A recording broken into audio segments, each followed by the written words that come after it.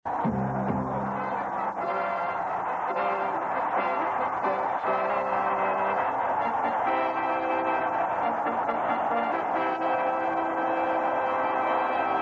Edmonton Eskimos' awesome offense. Jim Germany, leading rusher in the Western Conference. Waddell Smith, the league's #1 receiver, 13 touchdowns. Brian Kelly, 11 touchdowns. Rookie sensation of the year. Montreal defense, Dickie Harris, a record 3 punt return touchdowns. Tom Cousineau, fast, and now more effective at middle linebacker. Junior Ayu, defensive end of the unit with 5 quarterback sacks per game. Edmonton defense, Dan Kepley, the award winner, leads the Alberta crew. Carl Cornell, traded away by Montreal. He has a score to settle. Larry Highball, pass defense, 10 interceptions this season. Montreal offense, David Green, who predicted he'd rush for 1,600 yards. He did. Ray Watrin, star at opening holes in the offensive line. John O'Leary, a great year rushing, but a pass threat as well. And the kicking matchup, Dave Cutler, who set 4 career records this season. Don Sweet, who set a record himself, reaching 155 consecutive converts this season. Live from Olympic Stadium, the CFL presents the Western Conference champions, the Edmonton Eskimos, and the Eastern Conference champions, the Montreal Alouettes. In the past 5 years, these two teams have met 4 times. This afternoon, the rubber match. Grey Cup 79. Brought to you by Canadian Pacific. Owned by Canadians. Working for Canadians. General Motors and your Chevrolet and Oldsmobile dealers across Canada. Labatt Breweries of Canada Limited, brewers of Labatt's 50 Ale and Labatt's Blue. Grey Cup 79. Football fans, 68,000 of them are clicking through the turnstiles and settling in for an afternoon of thrills and excitement wherever you are. We hope to add to your enjoyment of the game. Hello again, everybody. I'm Tom McKee, and welcome back to Olympic Stadium. In just a few minutes, the opening kickoff of this great annual Fall Classic. This is the 3rd time the Grey Cup has been held here in Montreal. The first was 1969, won by Ottawa over Saskatchewan at the old Autostad. The second was 2 years ago when the Alouettes swamped the Eskimos right here at Olympic Stadium. Yes, there's a magic about Olympic Stadium. It started in 1976, of course, the Olympic Games, and since then, football, baseball, soccer, track and field, and even rock concerts have taken over. Cheers we heard in 76 will echo again this afternoon. Will those cheers be for Edmonton or Montreal? We will wait and see. Grey Cup 79 returns in just a moment.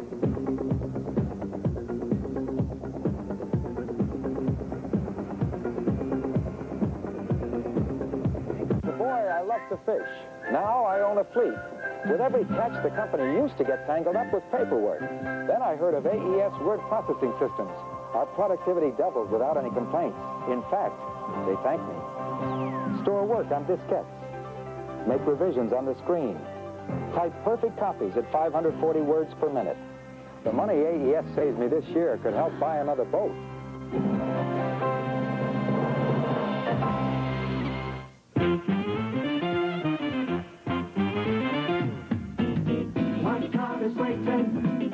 Let's get it on. It's all free sailing all winter long. It's your kind of spirit, you can feel it coming on. When you're smiling, keep on smiling. Blue smiles along with you.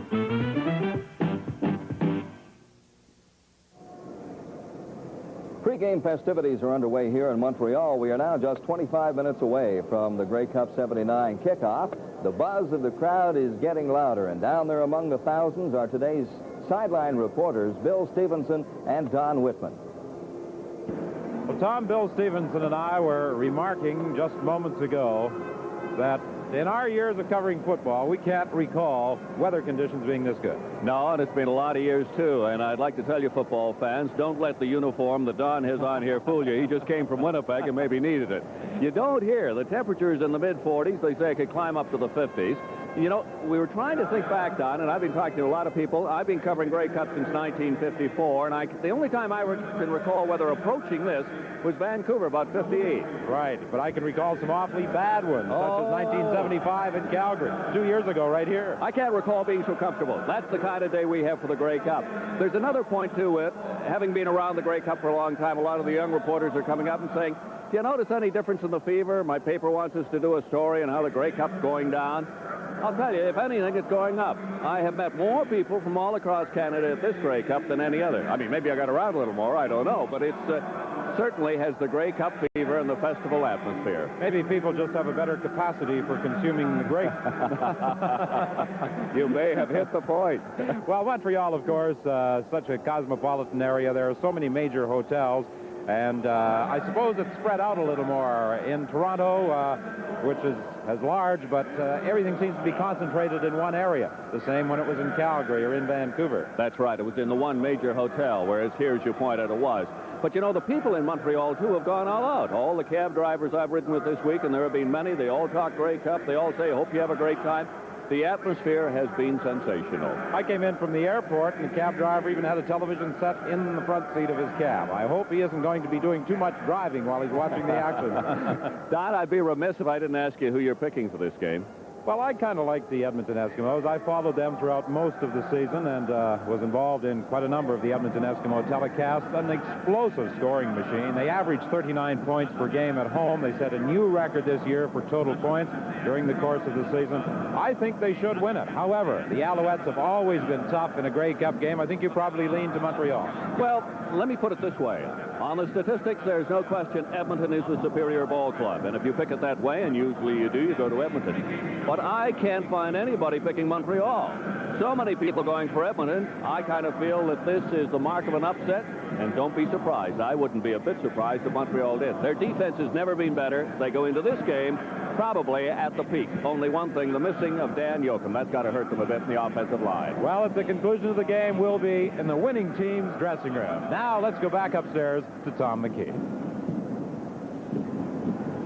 The pregame show is underway here at Olympic Stadium. This will be a salute to Canada and Canadian youth is presented by men and women from Canada's Naval Reserve. The presentation will open with a field gun crew from HMCS Carleton under the command of Sub-Lieutenant Rael Thibault. Running into center field, they will take positions and there will be the firing of a gun. Now, as that gun fires, a color party with flags of Canada's territories and provinces and the flags of the CFL teams will take up their position as they are doing now on the field. They are accompanied by the band with a medley of Canadian and provincial songs. So let us listen.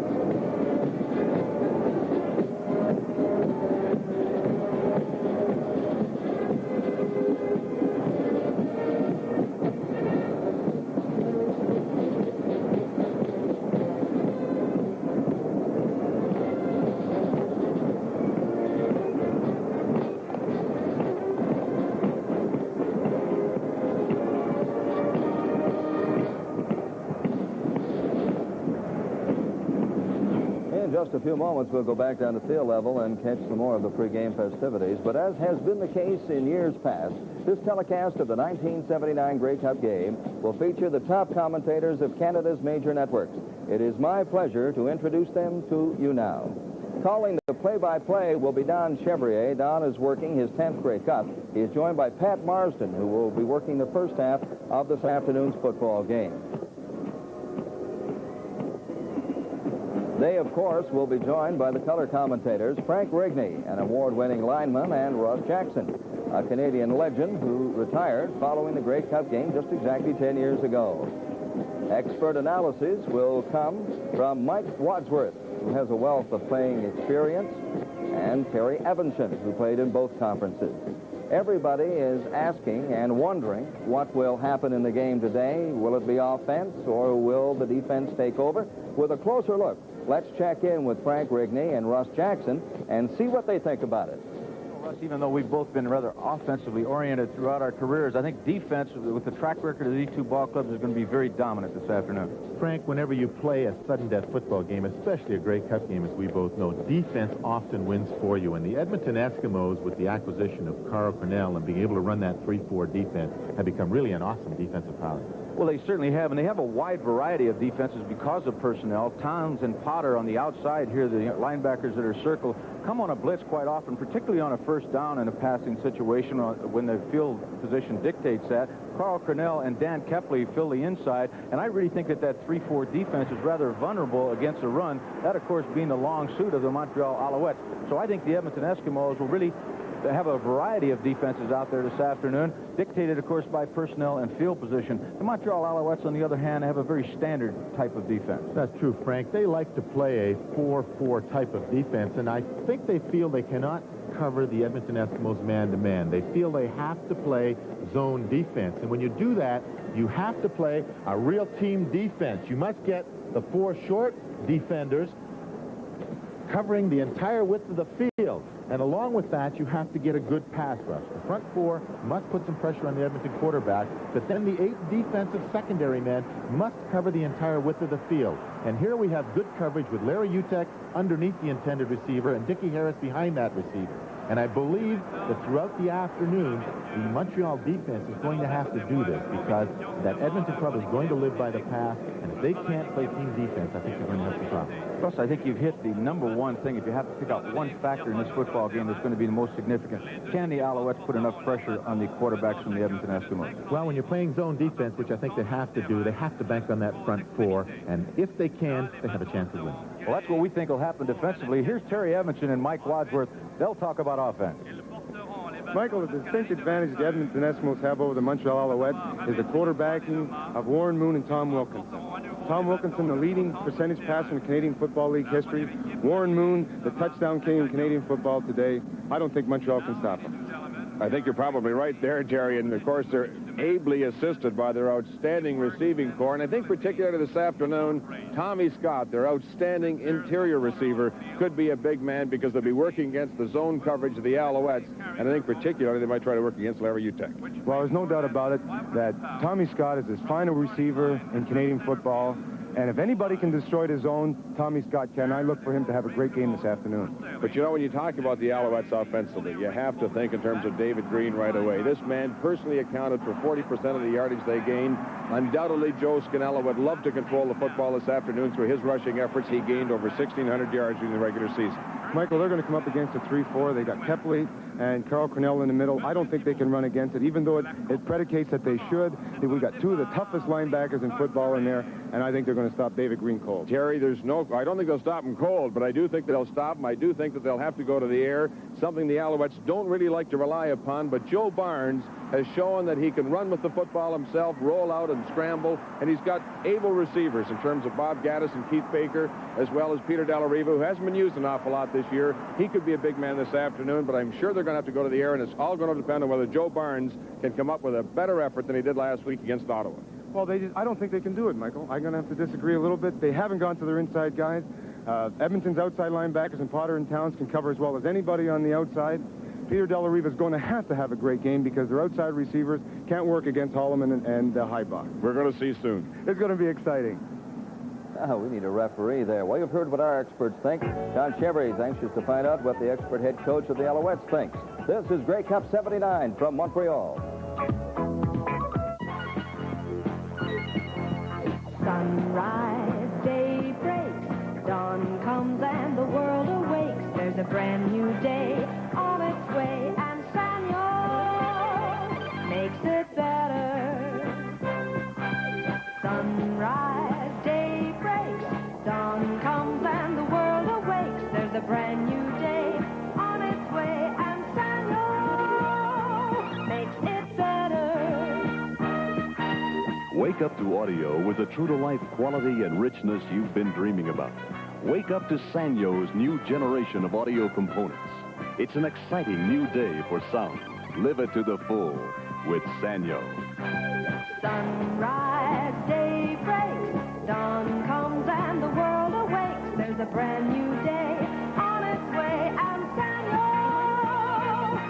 makes it better.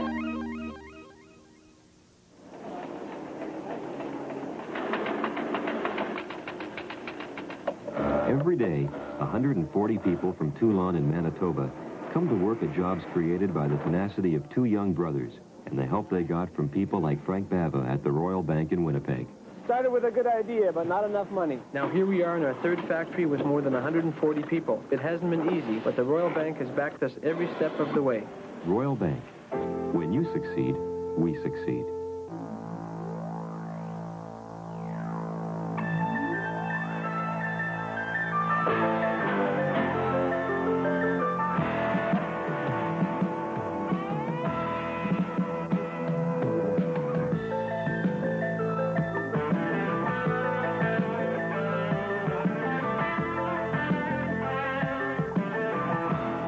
One of the toughest suitcases in the world by Samsonite. Coach Joe Scannello, the Alouettes, second time around. Not bad for your second year in the CFL, but this time you've got a team that everybody says is just unbeatable, or at least they feel they are with their pass receivers. You have to think that you've worked awfully hard against that in defense practice this week. They are an outstanding team. They do have great receivers, and they got good throwing quarterbacks, and, you know, it's a great football team. In order to win the game, we have to play error-free football and control the ball somewhat and move it at the same time. Of course, play great defense and special teams. So it's like any other championship game. You got to play championship football. That's the way you win it. I wouldn't think you would really change very much from the successful things you've done all season long for one game in 1 week's time. No, they really can't do that. I mean, we won 16 games this year. We lost 4 and we tied 1. There's no way we can change now. We play the way we play, and that's the way we have to win. You've got a rookie with a glorious opportunity playing offensive tackle and a veteran who I guess is kind of heartbroken now, and Danny Yoakum not being able to play in this Grey Cup game. Yeah, I think Dan is extremely heartbroken. I think he looks forward to this game very much, and he's really feeling bad about it. And I feel bad for him, too, because I wanted him to play. I wanted him to have a chance to play in the Grey Cup. That's what he worked so hard for. He had a great second half of the season, just super. And he was ready to play, but now we have to play with Larry Full. Those are the things that happen in football, and there's no getting away from them. Coach, we've heard all week about the vaunted 3-4 defense of the Eskimos. Does that indeed perhaps give David Green, a back like you have, or John O'Leary, a chance to get the little jump against that 3-man line and do something? Well, actually, that's not true. I think the 3-man line is a very good running defense. I think if you look around at the teams that play 3-4, in the CFL and in the National Football League, they're all very good against the run, and I think that's true. I think they are. I don't think that their defense is any different than it was previously, however. They played a 5-2, which lines up exactly the same way, and they had an end down instead of a linebacker, but they play exactly the same way. It's no different. It's the same defense. The theories are the same. They have one guy standing up instead of being down in 3 points. That's the difference. Coach, good luck to you and the Alouettes this afternoon. Thank you very much, and we'll need some luck. We need our fans behind us, too. You bet. Thank you. The top 2 teams are here in Grey Cup 79. The top officials are here as well, and the director of officiating is Bill Fry. Bill, I suppose the officials also feel the pressure of a Grey Cup, much like the players. Oh, yes, they're up for the game just like the players are, I agree. And they feel the pressure, but once the game starts, they're in it. Bill, how do you select the officials for the Grey Cup game? On the basis of what happened during the season? Yes, definitely. Definitely. We keep track of we evaluate officials in every game, and all that's computed and recorded, and we try to get the best man for the big game. Okay, tell us who you have on the staff today. Well, we have Lauren Woods as referee in from Ottawa. Chuck Paul is the umpire from Ottawa. We have Gord Johnson from Winnipeg as the head linesman. Jim Hope Ross from Calgary as the line judge. Ross Perrier from Toronto as the back judge, and Maury Mulhern from Vancouver as the field judge. And we have 2 standbys today.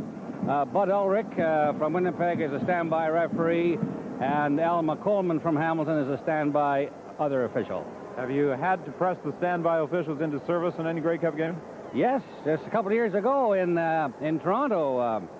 Neil Payne from Winnipeg got what we say wiped out, and we had to replace him, yes. Well, Bill, the excitement of the Grey Cup game here in Montreal, the weather conditions, we've talked about it throughout the day, absolutely ideal. And I'm sure, as the director of officiating, you're pleased to see that there are going to be no problems with wind or with ice or anything of that nature. I hope there's no problem. So far, it looks very, very good. It's good. Bill Fry, we hope that the officials don't have any controversial calls and all things go smoothly. I thank you very much, Don. Thank you very much, Bill Fry. And now, let's join Pat Marsden talking with Eskimo coach Hugh Campbell. We're just moments away from the final game of the 1970s, Grey Cup time I'm talking about right now, and the man beside me has the opportunity to be the only coach in the CFL to coach back-to-back winners in the 1970s. I refer, of course, to Hugh Campbell. You look pretty loose for this big occasion. Well, you just made me nervous by your statement. It's the time of day when I don't have a whole lot of control over what happens for the next hour or so until when we get that game going, then we'll be back to work. But at this point, the players are just getting ready. Huey, everybody says you're supposed to win this one fairly easily. Does that concern you? I haven't been talking to everybody, but that would be a ridiculous statement.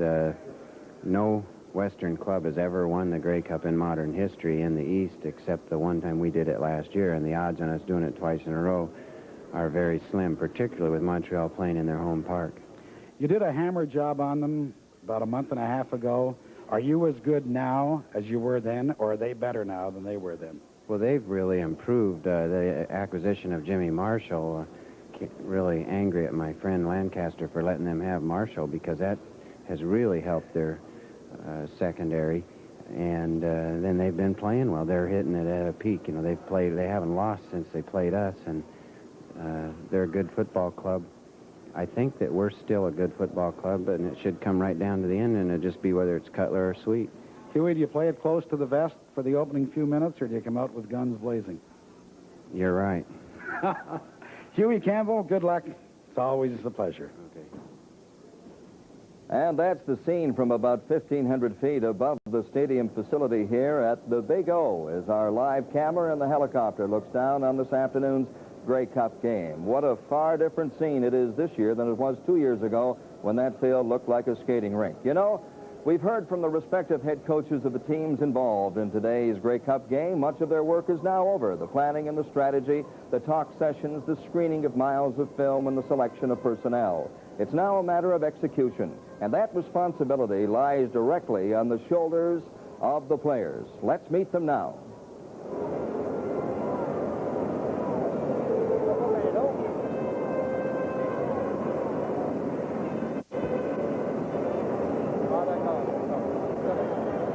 Voici maintenant l'alignement débutant à la défensive des champions de la section Est, les Alouettes de Montréal. And now introducing a starting defensive lineup on the Eastern Conference champions, the Montreal Alouettes.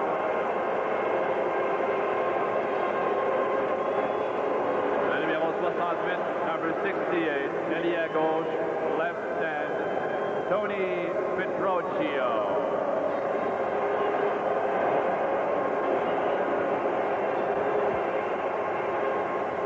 Le numéro 75, number 75, backer à gauche, left tackle, Gordon Judges. Le numéro 64, 64, backer à droite, right tackle, Glenn Weir. 77, 77, ailier à droite, right end, Junior Ayew.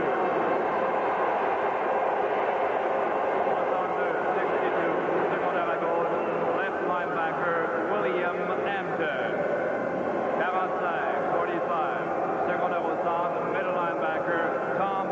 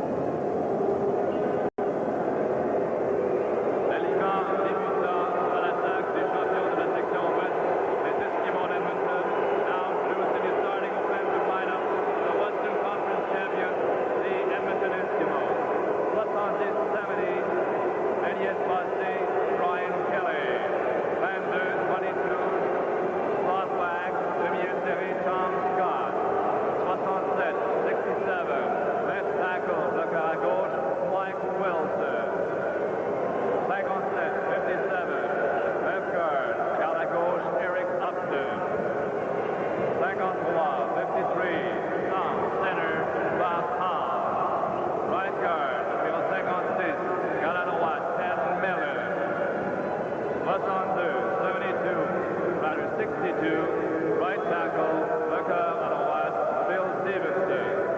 10, 15, slot back, Damien Serré, Stuart Lane. Wide receiver, 71, Elias Massé, Waddell Smith.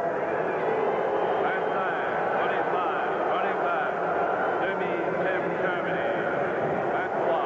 23, Demi running back, Angelo Santucci. In the car, quarterback, numéro 12, number 12, Tom Wilkinson.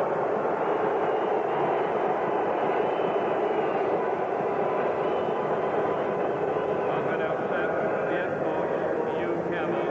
That's why assistant Joe Farragut. We are now going to have our official coin toss as they will have the captains and the referee going out onto the center field portion. You're looking at the officials who are working the game now, and they are Maury Mulhern, as you see, and Ross Perrier on your screen at the present time. The head official is Lauren Woods, and he will go out to center field for the coin toss. And the captains of the two squads will also be at center field. For the Montreal Alouettes, Tony Proudfoot, Joe Barnes, Gord Judges, and Jerry Friesen. They are now at center field and now going to center field for the Edmonton Eskimos. The captains of the squad, Tom Wilkinson, Dan Kepley, Bob Howes, David Boone, and Tom Towns. They are now making their way to center field along with Lauren Woods, who is the head official for this 1979 Grey Cup game, and Larry Highball, also amongst the captains of the Edmonton Eskimos.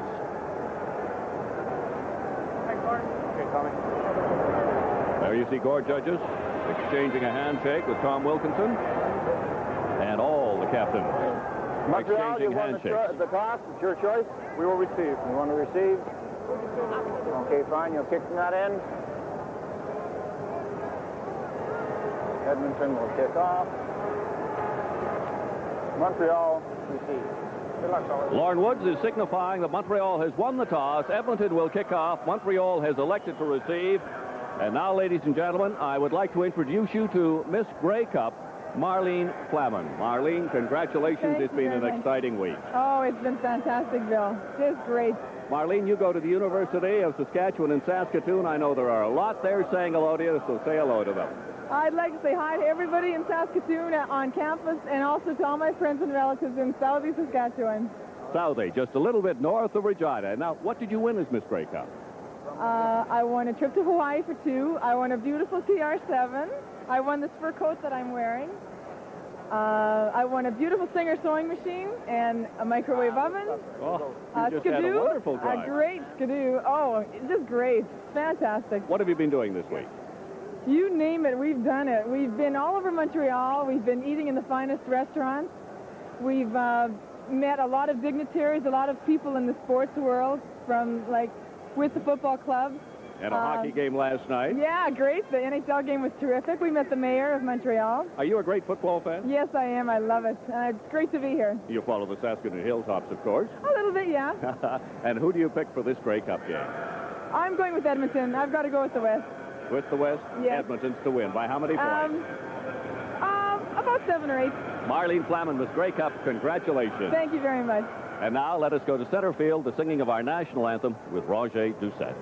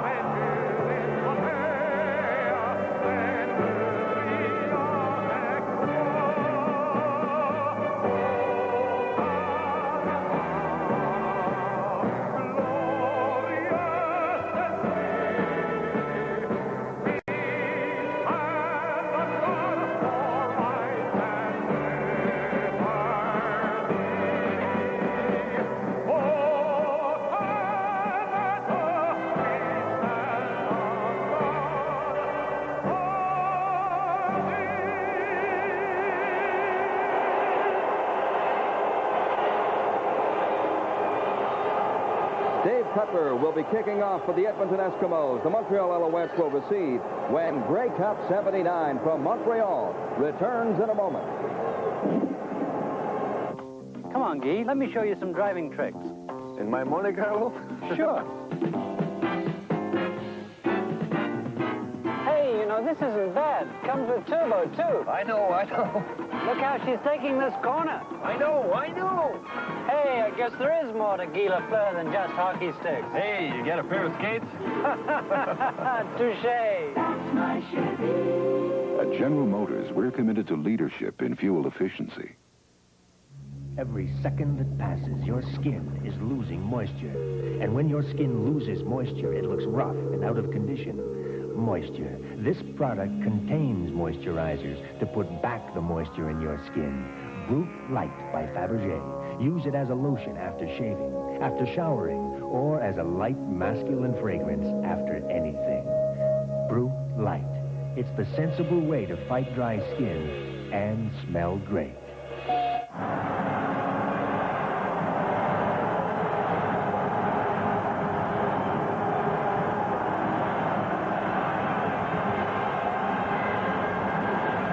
Everybody, I'm Pat Marsden, along with Mike Wadsworth and Frank Rigney. We are just moments away from the kickoff of the 1979 Grey Cup Classic. Dave Cutler kicks it away, and Baker tried to take it on a short hop at the 7, now does have it. Well, Keith Baker showed you a little second effort as he got back to the 20-yard line, but Emilio Frietta was down quickly to make the downfield tackle for the Edmonton Eskimos. As we take a look at the way the Montreal Alouettes are going to line up, and there is no doubt that Joe Barnes has to have the game of his career if the Alouettes are to provide the type of opposition we look forward to this afternoon. And don't forget that Dan Yoakum is not in there. In his place is Larry Fowl, who starts at that left tackle position. It is first down Alouettes. They start from their 20-yard line.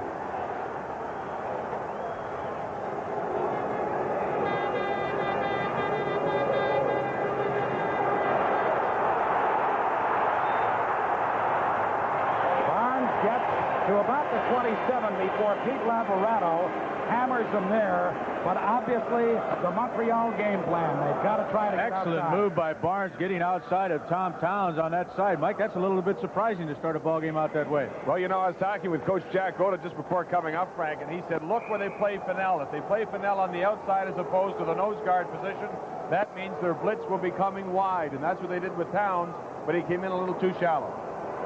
A good 7-yard pickup for the Alouettes to start this ball game. It is 2nd and 3, the kind of situation they want, because now they can run John O'Leary or maybe David Green inside.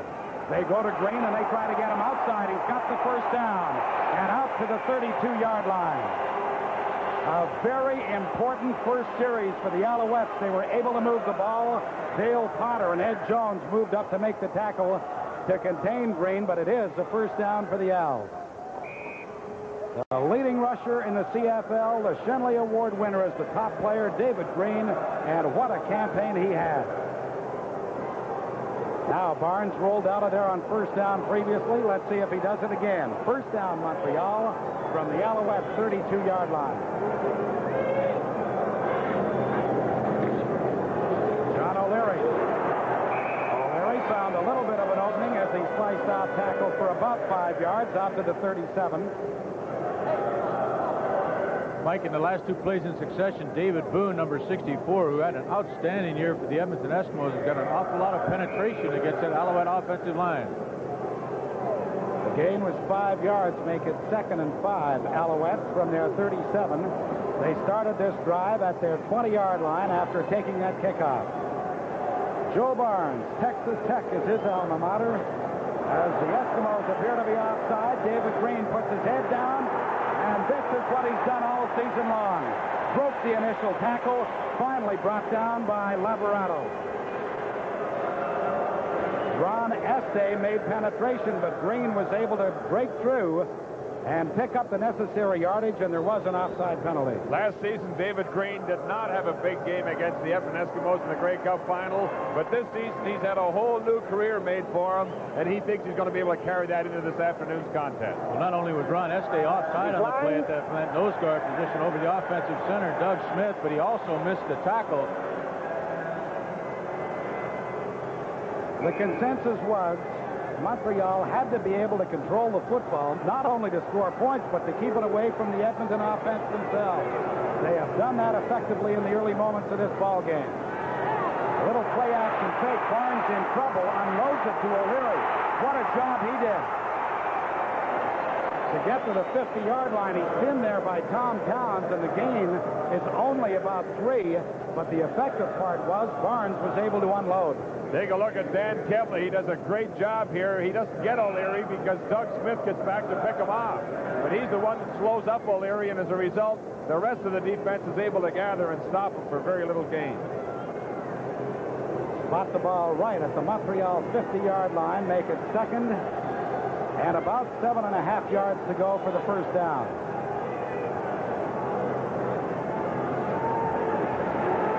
Barnes with time now feels some pressure. No, sir, down he goes. The big play by Ed Jones. After Barnes initially had some time, the coverage downfield was excellent. Well, he got the initial pressure from Tom Towns, a linebacker on the right side of the Eskimo defense. You'll see him on the right side of your screen, getting away from O'Leary. However, Barnes makes an excellent move to avoid that rush by Towns, moves to the outside, just can't find a receiver. Finally, Ed Jones, the defensive back, comes up and makes a stop. That'll create a 3rd and 13. The first time the Alouettes are going to have to give up the football. And a young man that will be heard from many years to come is back to return this punt for the Eskimos. Number 37, Emilio Frietta, and number 28, Greg Butler, is back there with him. Wally Buono punting on 3rd and about 13. Good punt. This is Butler. And excellent coverage.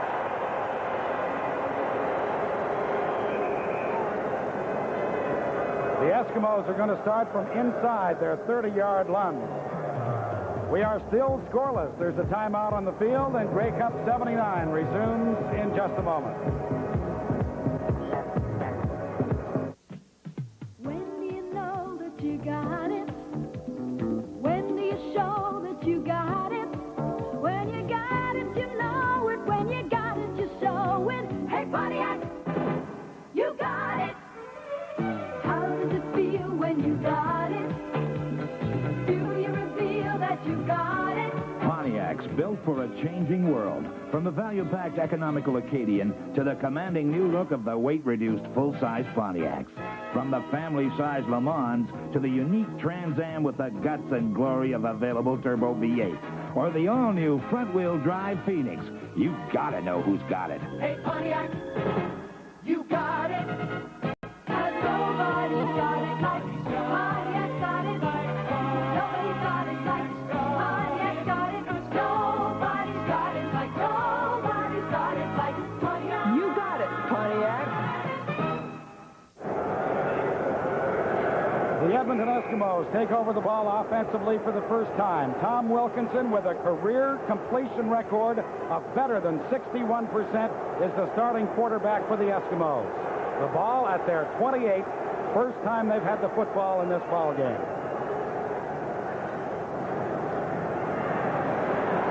Slipped a little bit, but finds Tom Scott inside for a big reception into the Montreal 53-yard line.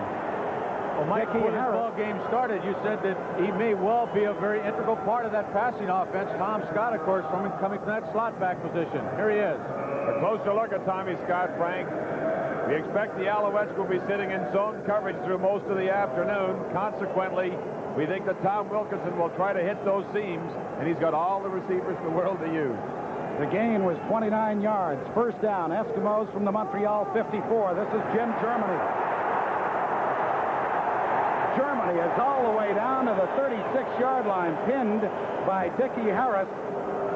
But the big gain for the fellow who gained more than 1,300 yards, Jim Germany, it was 17 yards. You know, gentlemen, this is kind of a forgotten man this week, Jim Germany, because he has had an excellent year. As you mentioned, Pat, he wasn't that far behind Shenley Award winner David Green, only 350 yards on the year. And the Edmonton Eskimos have gotten no credit at all for running the football. They're not that bad. They were third in the CFL. From the Als 36, Wilkinson throws. Complete, wide open to Kelly. In at about the 26-yard line. Another first down, or at least close to it, for the Eskimos. And what a brilliant move by the Rookie of the Year. He knew exactly where that 1st and 10 marker was. He had 9 yards picked up. He jumped up there and got out of bounds just over the first down marker. It's a first down for the S again at the 25-yard line. Well, Riggs, you mentioned the Rookie of the Year. What a season he had. 61 catches, 11 touchdowns. He gives the Eskimos a first down at the Montreal 25. Jim Germany, net in the hole initially by Willie Hampton, slid off him and still managed to gain about 3. You're seeing the well-balanced Eskimos at their best, though, Frank, running with effectiveness, passing, going deep to Scott, short little sideline pattern. They'll throw it all at you. That's one thing, Mike. I think they have a big advantage over the Montreal Alouettes. The Alouettes, of course, the #1 rushing team in the country throughout the year, but they were 9th in throwing the football. The Eskimos, on the other hand, the #1 passing team, 3rd with the rush. 2nd and 8, Edmonton from the Montreal 23-yard line. Over the middle, it is complete down to about the 15-yard line to Angelo Santucci. He would be close to a first down. The positioning of the ball is all important, and they say that he is short by about a yard. Watch the timing with Tom Wilkinson. Santucci, as soon as he curls in front of Buwana, the ball's released. Buwana has no chance to come in front and pick up the game. As you point out, it appears they're a little short, Pat.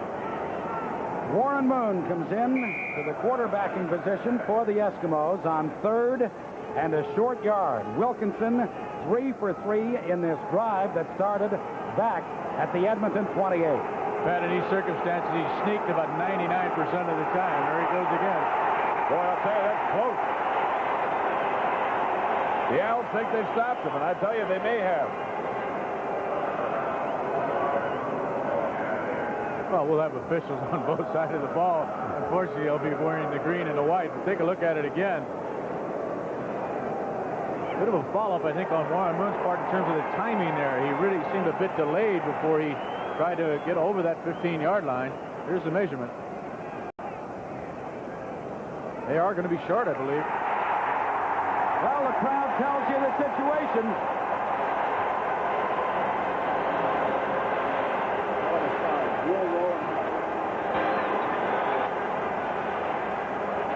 All right, let's go to field level right now and Bill Stevenson. One of the most disappointed men in Montreal this week is Dan Yoakum, offensive all-star lineman for the Montreal Alouettes. Dan, it's got to be tough to be in the sideline.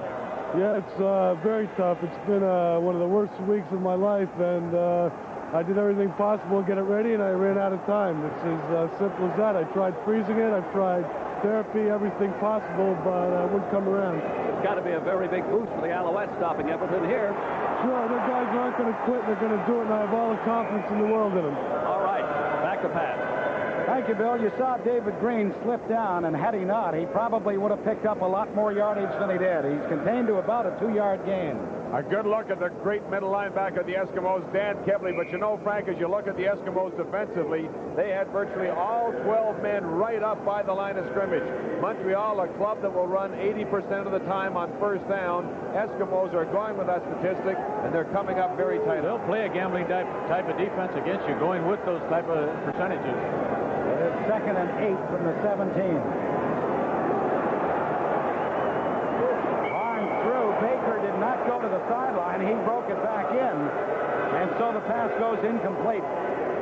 We've played just about 8 minutes in this opening quarter. There is no score. Grey Cup 79 from Montreal returns in a moment.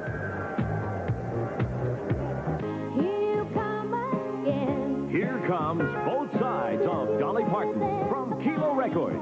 Sometimes she's country. Sometimes she rocks. But always she's a butterfly, as soft and gentle as a sigh. But I can't. Both sides of Dolly Parton. It's in stores now. Wally Buono is set to punt for the Alouettes on 3rd and 8. He stands inside his 5-yard line. Frietta 37, Butler 28, a wait back at the Edmonton 45. Just a beautiful Grey Cup afternoon here in Montreal. Temperature about 8 degrees Celsius. This is a good punt by Buono. Butler from his 48. And a good return by Butler to the 50-yard line. It was a 45-yard punt by Buono, a 12-yard return. Tom Cousineau and Jerry Friesen were downfield to cover for the Alouettes, and the Eskimos will take over in excellent field position at the Montreal 50. Let's go to Don Whitman. They're doing work on the protective chin guard on the face mask of Dan Kepley. Kepley, in the game against the Saskatchewan Roughriders over a month ago, suffered a hairline fracture of the jaw, and that protective face guard had come loose, and they had to repair it. Okay, Pat. Thank you, Don. It is first down. Edmonton to give us to Jim Germany. He's just exploding. Well, I'll tell you, Pat, what's happening out there. Mike Wilson, another Shenley Award winner from the Edmonton Eskimos, is doing an excellent job. Got a great block on Glenn Weir. We're having some technical problems with the telestrator machine right now, but once we get it back and operational, Mike Wilson and Eric Upton are having a super football game so far. And, Mike, I think that's a real key because Glenn Weir and Junior IU absolutely dominated the Ottawa Roughriders in Eastern Finals. It was the Alouette strength really last week, Prince. The gain was 7. It is 2nd and 3. Eskimos. Germany has carried 3 times for 25 yards already. The flag comes down. Wilkinson wide open is Smith, and he will score the touchdown. Waddell Smith was so wide open it was ridiculous. There are flags down on the field, but I suspect Montreal was offside.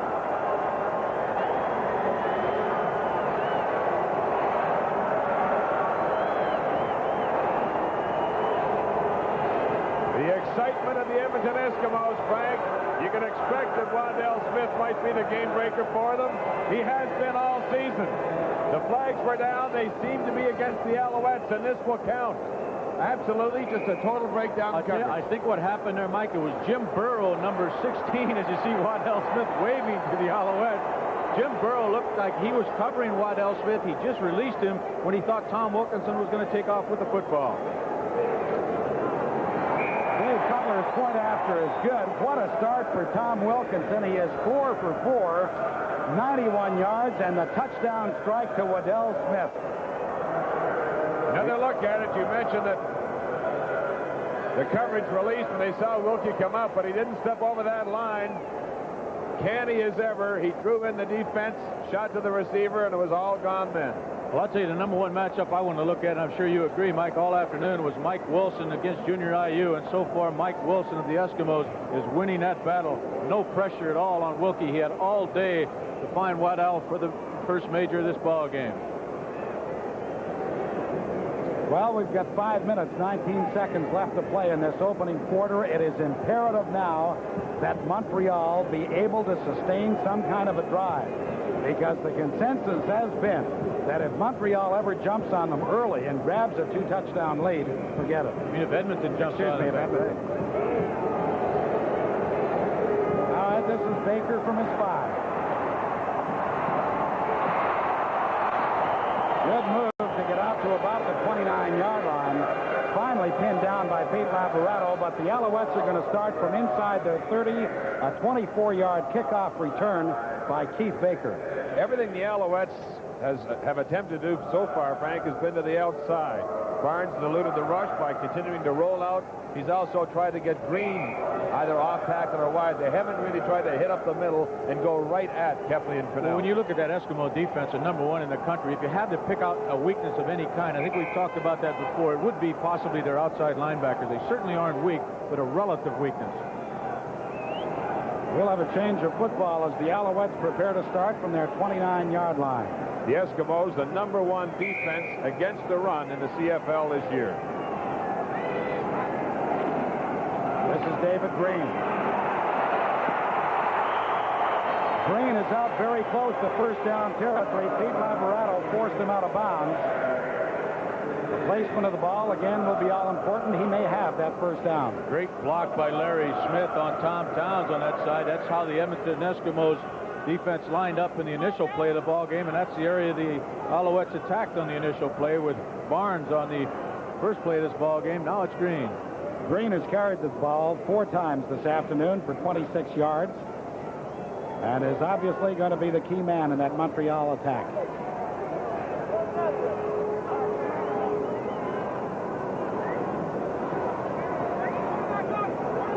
Just inches short, it appears, of the first down, which is not a bad situation for the Alouettes to find themselves in, because really they now get an extra down. It is 7-0. Edmonton out in front on the electrifying touchdown pass, Tom Wilkinson to Waddell Smith. 4 minutes, 45 seconds left to play in this opening quarter. 2nd and inches, Montreal. Flag comes down as Joe Barnes keeps it himself. He has the first down, but we'll await the penalty call. No obvious offside. Maybe somebody had lined up offside, Frank. I didn't pick it up, Mike. I was taking a look at Larry Pohl, the new fellow replacing Dan Yoakum, new to the lineup since the first game of the season for the Alouettes, and he's doing a pretty good job against Dr. Death, Dave Fennell. Edmonton number 64. Well, it was David Boone in lineup offside on the far side of the Edmonton defensive unit. You know, because 66, Larry Pohl is obviously going to have to play a big game today. I think we should tell you something about him. He's from the University of Miami. As Frank mentioned, he did play in the opening game of this season. They say he may be the strongest man in the league. He's going to have to be to contend with Dr. Death.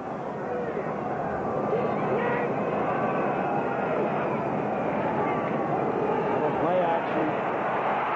Barnes in trouble. And down he goes. Back at the 38-yard line. They just won't let you take that much time. You know, Mike, you made this comment earlier in this first quarter, but those corners of the Edmonton Eskimos, particularly Larry Highball, but Joe Holloman as well on the other side, are almost in a linebacking position. They do have a 7-man front up there with 2 linebackers right behind them. Almost everybody's within 2 yards of the line of scrimmage. I think the Alouettes are really being challenged that they can't throw the football against them. Absolutely. The loss was 6. It is 2nd and 16, Montreal from their 38. Pass is complete to John O'Leary. He's got the first down. It's exactly what you have to do. Get a back against the linebacker.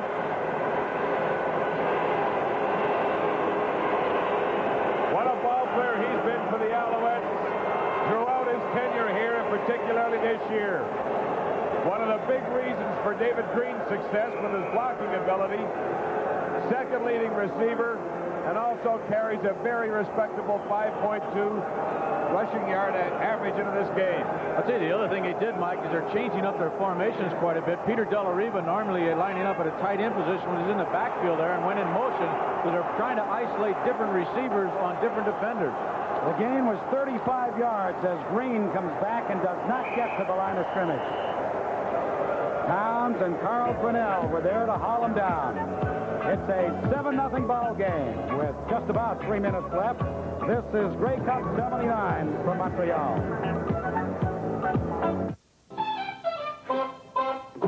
Hey, did you ever think of using a stick? Like this? Like this. A new antiperspirant, Menon Speed Stick Plus. Speed Stick Plus? I'd use a stick with antiperspirant. Is that smooth? All-day protection against odor and wetness. That Menon Speed Stick shape sure makes it easy. I'll use it. New Menon Speed Stick Plus. A great new antiperspirant to help beat wetness.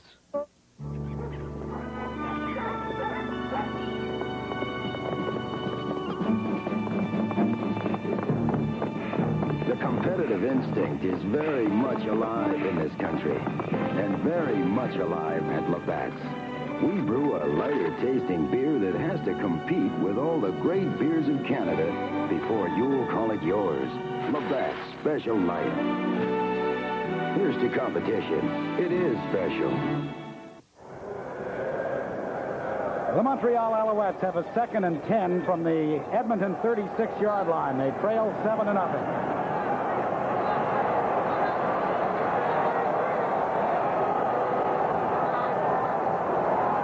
Flag comes down. Montreal will be called for illegal procedure. Did you see who's chasing down the quarterback? Larry Highbaugh. Unbelievable. From the other side of the field, there were no receivers on that wide side, or pardon me, the back side to the left, so Highbaugh just came with his pursuit. Illegal procedure. Well, I've been watching Larry Highbaugh ever since he's been in this league, originally with the BC Lions, and that's the first quarterback sack he ever came close to. They're down there. Watch him at the bottom of your screen. He was lined up in that linebacking position, as you described it earlier, Frank, and that's why he was coming in right now. The Eskimos don't blitz that much, but obviously that was a predetermined call for Highbaugh. And obviously the Alouettes certainly want to attack to the outside of that Eskimo defensive unit. Keith Baker jumps the gun. Edmonton declines the penalty. Don Sweet comes into the ball game, and he'll try a field goal from about 38 yards out. A little look at some of the rough action that goes on in the course of every play. Great job by O'Leary keeping his feet, working against number 64, David Boone. Jerry DiTilio will spot the ball at the 38-yard line. That's where the field goal try will come from. And it is good. Hey, we've got ourselves a football game at 7-3, and it was imperative that the Alouettes come back. They did just that. Frank, I think it was imperative that they put something not only on the board, but got some real drive established, and it seemed to me that Joe Barnes was able to establish some offense there. Well, you know, so far in this football game, which is closing in on the end of 13 minutes now of the first quarter, the Alouettes certainly have been a much more impressive football team offensively, gentlemen, I think you would agree, than they were last week against the Ottawa Rough Riders. They really, I think, scouted the Eskimo defense extremely well, as we see, attacking it to the outside. They started from their 29-yard line in 6 plays. They end up with the field goal by Don Sweet, and now the Eskimos take over from their 35, with Tom Wilkinson at quarterback all the way to this point. And he's going deep for Kelly, but it's beyond his reach and out of bounds.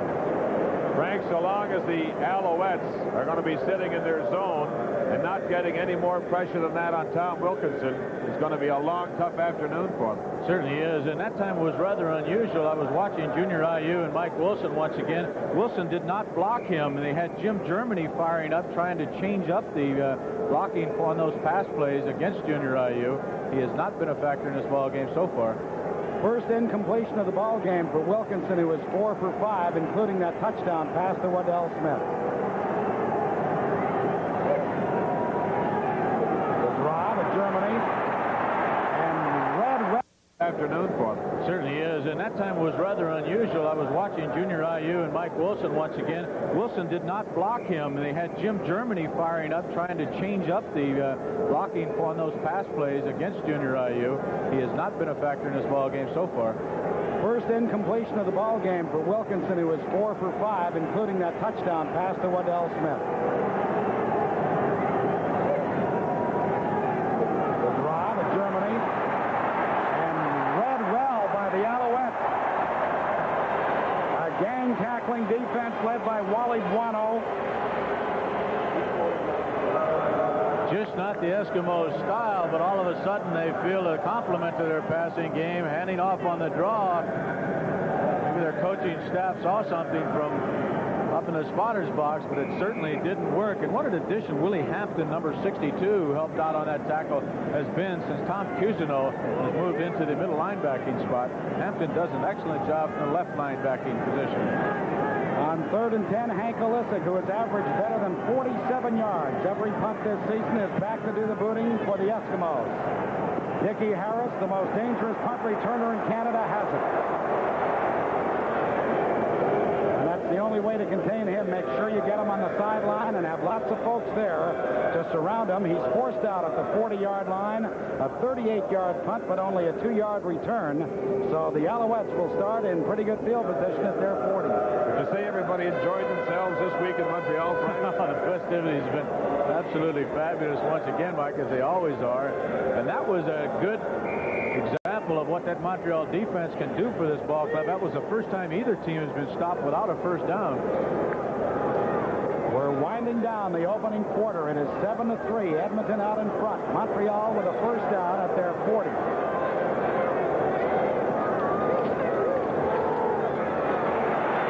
Barnes throws. It is complete to Bob Gaddis. He has the first down to the Edmonton 50-yard line.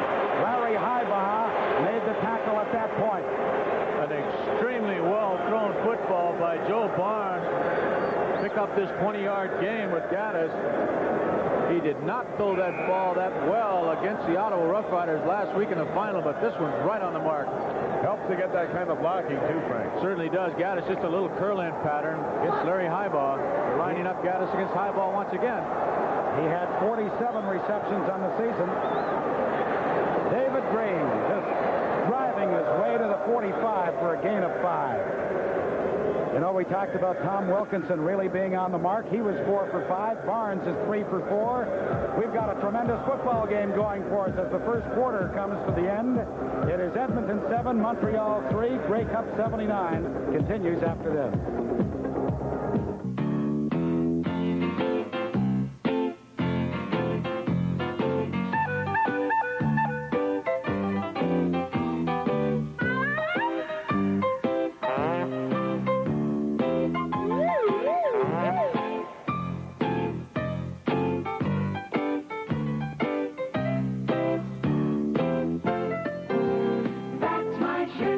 General Motors, we're committed to leadership in fuel efficiency. At Canadian Pacific, we think of ourselves in two different ways. First, we think of ourselves as people getting needed goods from one place to another, in Canada and around the world. And we're people getting you from where you are to someplace else, and looking after you along the way. And we're people getting necessary information from where it is to where it's needed. In other words, at Canadian Pacific, we are people in the transportation business. And the second way we think of ourselves is as people filling basic needs, like steel making, or forest products, or oil and gas, or minerals, or shelter. In other words, we're people developing basic resources. And that's the two ways we think of ourselves at Canadian Pacific: transportation and resources. But when you think twice about it, those two words say a lot. Today's Canadian Pacific. Working for you in transportation and resources. Pat Marsden along with Mike Wadsworth and Frank Rigney. What a time we've had in Montreal this week, and what a football game we've got going for us right now.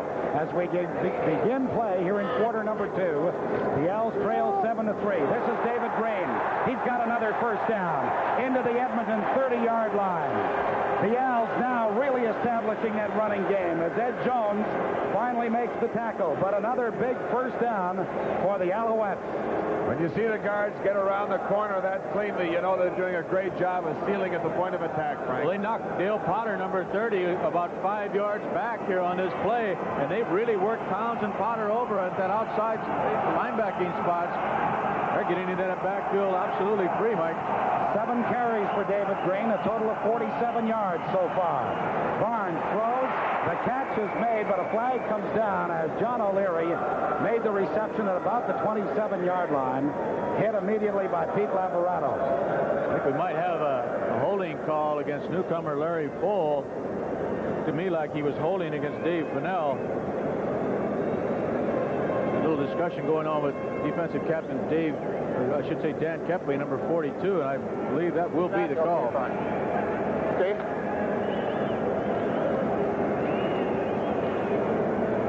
Holding, Montreal number 66. Well, you were right, Riggs. It is.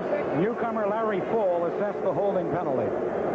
John O'Leary just slipped out to that left side, but you just saw the holding in the bottom of your screen as he does so. He's had his work cut out for him. I'm speaking now of Larry Full this afternoon. We made the comment a number of times. Well, there you see what happened in that opening quarter. 6 first downs for the Alouettes, 3 for the Eskimos. It is 1st and 20, Montreal from the Edmonton 40-yard line. here's the flea flicker as Baker puts it up for Joe Barnes, and he just missed it at about the 15-yard line. Boy, I'll tell you, they had it going every way, didn't they? I'll tell you, Alouette supporters are a little upset with Dale Potter, number 30. Joe Scannell's a little upset, too, right. Frank. They thought he interfered with quarterback Joe Barnes. And is this reminiscent, gentlemen, of the 1958 Grey Cup, my first year in the CFL, with Leo Lewis hitting Jimmy Van Pelt, if anybody goes back that far. I was too young to watch that. Almost an excellent play by the Alouettes. Take a look at it again. They had Gaddis clearing deep to the other side. It looked as if Baker was going to try to hit him, and then all of a sudden coming back to Joe Barnes. But a good job defensively, reading your keys and staying with them. 2nd and 20, Montreal from the Edmonton 40.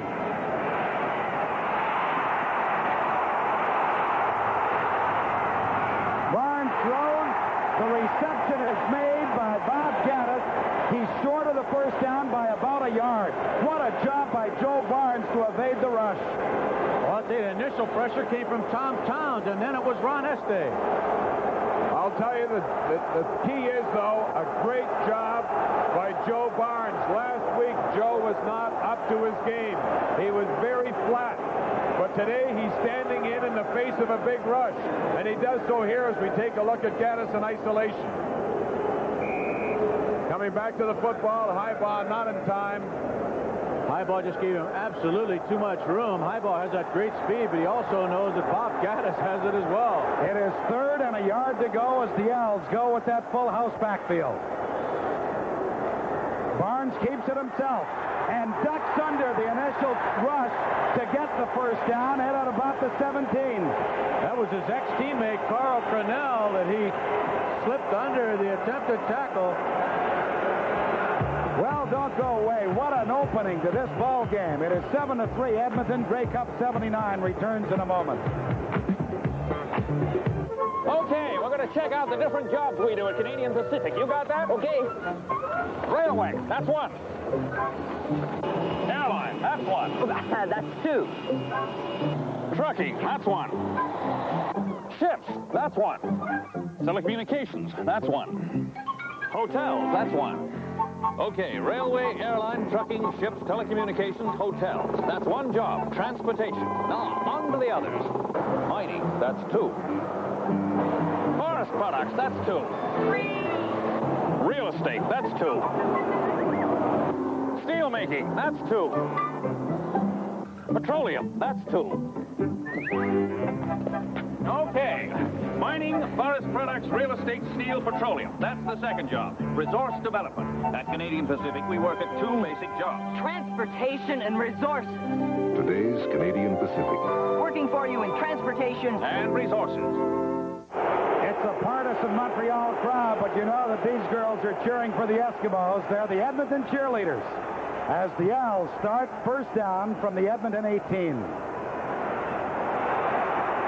Brunel is after Joe Barnes, and he got some help from Tom Towns to force the Montreal quarterback out of bounds at about the 20. He'll lose a couple. Excellent blitz by one of the two middle linebackers, Carl Cornell. You'll see him coming in here so quickly that Joe Barnes cannot draw up and throw the football. Watcher in the left guard had pulled out to the left side, but Cornell has that extreme pressure on Barnes, and he has to go out of bounds. About a 4-yard loss. What a job by Full. Did you see him bury Fennell on that particular play? It was to little avail, however, because of the great blitz that you talked about. Edmonton now has 3 sacks to their credit. Total of 15 yards. The loss was actually 4 on that play. A flag is down as Larry Smith took quite a hit from Towns and Ketley at about the 10, but let's see what the penalty markers about. There's 2 flags down here. I think the initial one was an offside call against the Eskimos. David Boone seemed to jump a little early, Frank. I think exactly right, Mike. There, however, was a penalty a little later. Quite possibly a holding call against Montreal. Offside. Edmonton number 64. Holding. Montreal number 66. Well, youngster Larry Full once again caught holding against Dave Fennell. Here's your offside by David Boone, number 64. But on the far side of the field, Larry Full, 66, was caught once again holding Big Dave Fennell. the outstanding Canadian player for 1979 in the CFL.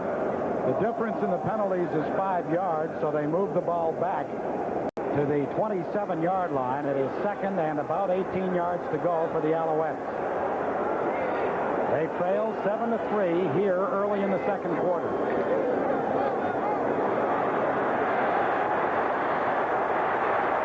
Dale Potter did a magnificent job. Strung it right to the sideline and then made the tackle on the quarterback. They came with everybody defensively, Frank, and that's one of the great things about the Eskimos. They've got such speed in their secondary. They're not afraid to go man for man and take you on. And they did just that. They had at least 6 or 7 people coming after Barnes. He never really got a chance to get set. Well, I think we've been somewhat critical, particularly myself, against Towns and Potter, the outside linebacker of the Eskimos. But Pat, you're absolutely right. An excellent play by Potter, bending off the block of John O'Leary. 4 sacks for the Eskimos, a total of 26 yards, and they now force Don Sweet into a field goal try from 45 yards out.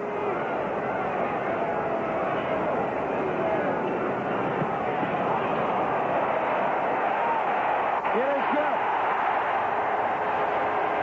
Don Sweet, who holds the single-game field goal mark in a Grey Cup game, has just kicked his second field goal of this ball game to narrow the Edmonton lead to 7-6.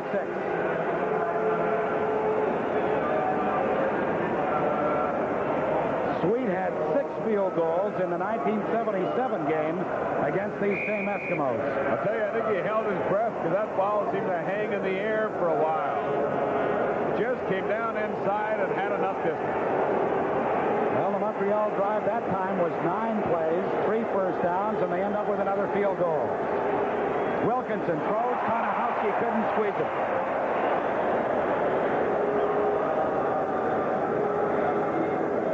Let's go to Bill Stevenson. Joe Barnes, quarterback of the Alouettes. Joe, what's happening out there? Well, it's a tough physical game right now, and we're moving the football. We just broken down some key plays. Had a little too many penalties. But they're taking away our sprints. They're covering receivers pretty well, so I'm having to run. Thank you, Joe Barnes. All right, Pat. The Eskimos have not had a first down since their first series of plays. It is 2nd and 10, Edmonton from the Eskimo 35-yard line. Montreal appeared to have been offside. Wilkinson throws. Very nearly picked off. Again, the ball went through the hands of John Konahowski. Tommy Scott, as an inside receiver, simply moved out a little bit, and that seemed to draw Tony Petruccio into an offside position, but we'll get the call now. Okay. Offside, Montreal, number 68. Well, you're right, Mike. That's what it is. Tony Petruccio, the defensive end on that side, number 68, was offside. So it's a 5-yard gain for the Eskimos out to the 40, 2nd and 5 from that point. We've got 10 minutes, 10 seconds left to play in the first half. Edmonton leading 7-6.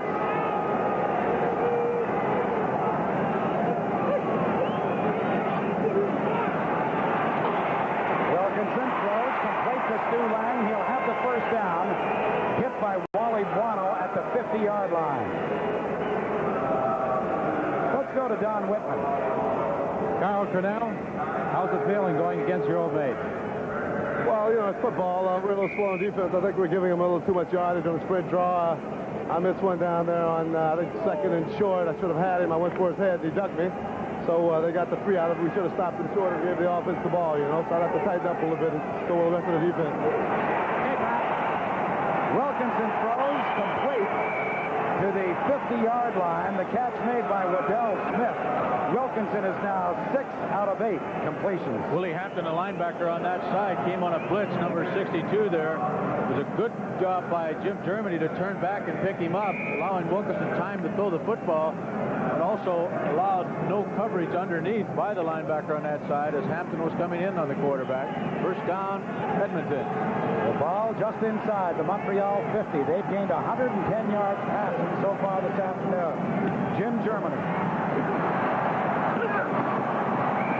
And Germany got to the outside, crossed the 45 into about the 43. He'll have a gain of close to 8 as Tony Proudfoot forced him to the sideline at that point. I say the Eskimos, we can expect them to work to the right side a lot in their passing game because they feel that Larry Utek may not be quite as speedy as the other people there. Utek most often playing the inverted position, coming up, being responsible for flat and contain.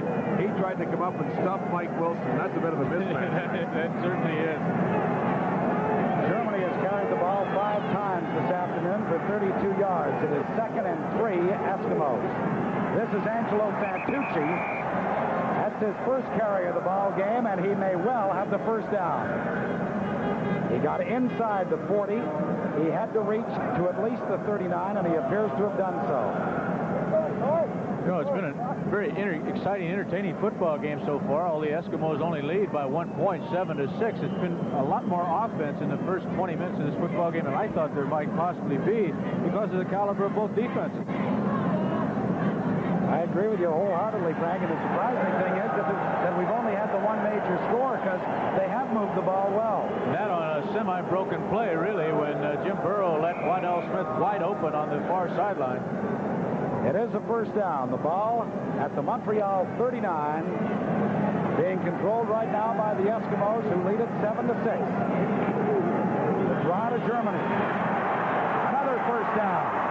Inside the 25 to about the 22-yard line. Jim Marshall makes the tackle at that point. Eskimos lead at 7-6. They are on the move. This is Grey Cup 79 from Montreal. At Canadian Pacific, when we work in transportation, we might be in or over any one of 39 countries of the world. And when we work in resource development, we might be in or under any one of 25 countries of the world. Altogether, at Canadian Pacific, we're over or in or under 44 countries around the world. And sometimes we're even in between. Today's Canadian Pacific. Working worldwide in transportation and resources. Well, we've got a lot of people here today, including the Prime Minister of Canada and Mrs. Park. And you've got to know they're enjoying it right now. The Eskimos are on the move with a first down at the Montreal 23-yard line.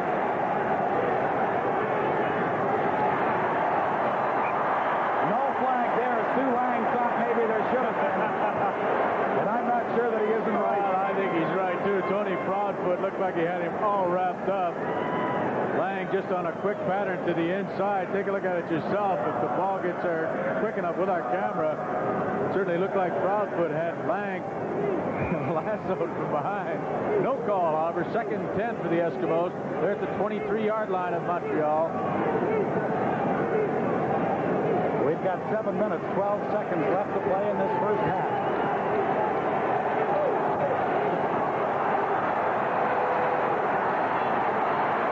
Wilkinson delivers. Kelly has the ball ripped out of his hands by Tom Cousineau.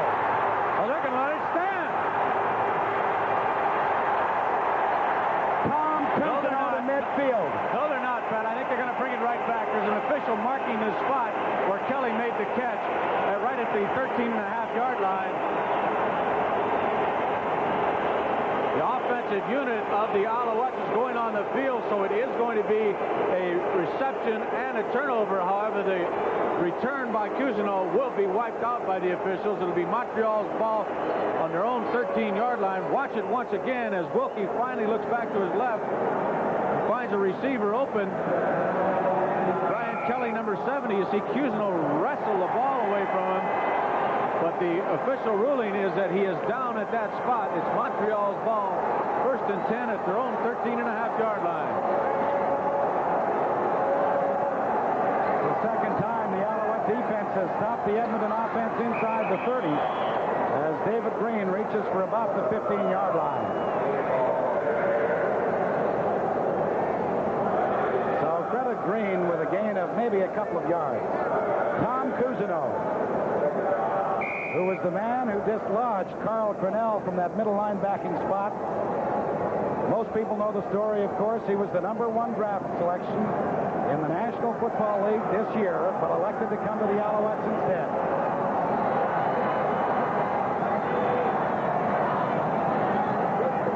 This is Green. Can he run? Big first down, David Green.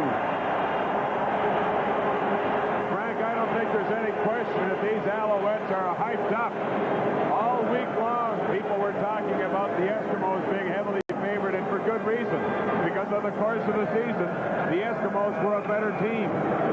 But this afternoon, the Alouettes are at least playing them even, and I would say right now have an upper hand on them. Well, David Green showed you right there why he was selected as the outstanding player in Canada in 1979. Just a great run by Green. 9 carries, 72 yards. David Green, first down, Montreal at their 38-yard line.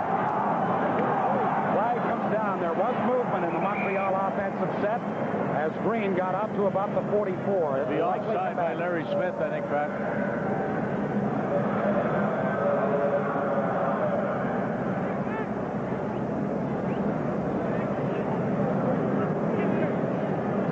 Well, you can tell that the guys are hyper. Let's listen to referee Lauren Wirtz. Procedure call against the Alouettes. That's the 7th penalty, either offside or procedure, so you know the guys are a little gung-ho. Eskimos accept the 5-yard penalty and put the ball back at the Montreal 33. It is 1st and 15. 5:28 remain in the first half with the Eskimos ahead 7-6.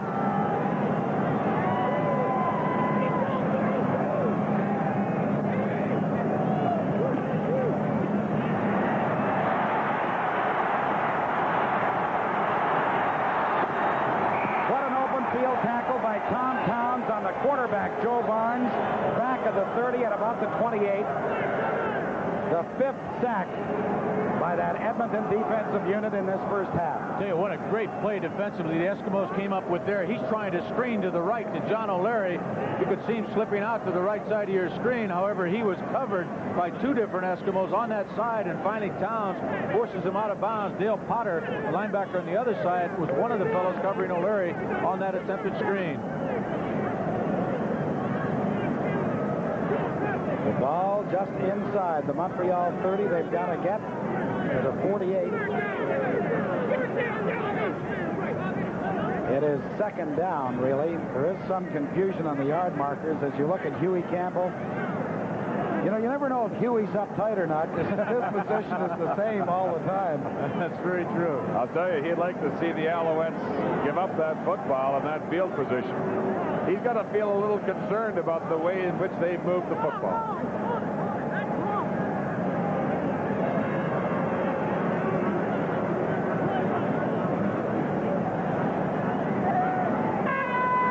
Referee Lauren Woods is coming right to the timers table right now.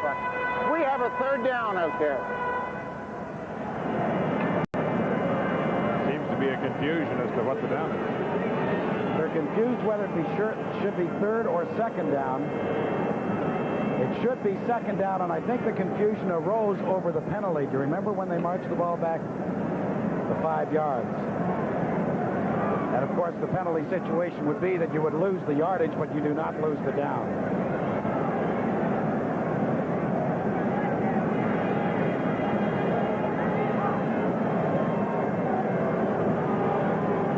Well, we have a lull in the action at this point in time. I think the one thing that has surprised us so far is the effectiveness of that Montreal Alouette offensive unit. But I think you just established or just mentioned a moment ago, they really have come out here fired up to play, even though they're playing against the #1 defense in the entire CFL in 1979 in those Eskimos. Well, I think you pointed out earlier, Frank, that the Eskimos are virtually challenging the Alouettes to pass because they're coming up on that 1st down situation with 8, 9, 10 people almost on the line of scrimmage. And with that, the Alouettes are coming out, doing a little bit of the rolling out, trying to put some pressure on the linebackers, particularly on the outside. And it seems to me they're meeting the challenge, going to the air, and having some success. As well, of course, as Green giving them good balance still. Well, he started out in this ball game very effectively trying to get around the outside, the perimeter of that defensive unit of the Eskimos. And maybe that's really where that 3-4 defense is rather vulnerable, because you look up the middle of the defense and it looks like there's a lot of room in there, but there really isn't. That defense is really very similar to an old-time defense called the Oklahoma defense, when the defensive tackles were outside shoulders of the tackles and the 2 linebackers in the middle.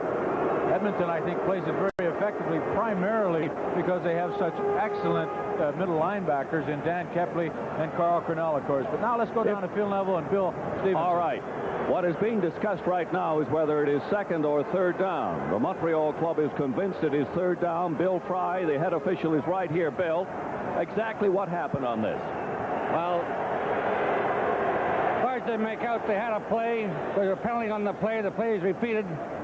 And then on the next play, there was a loss of yardage. And there was a confusion in the down box at that point in time.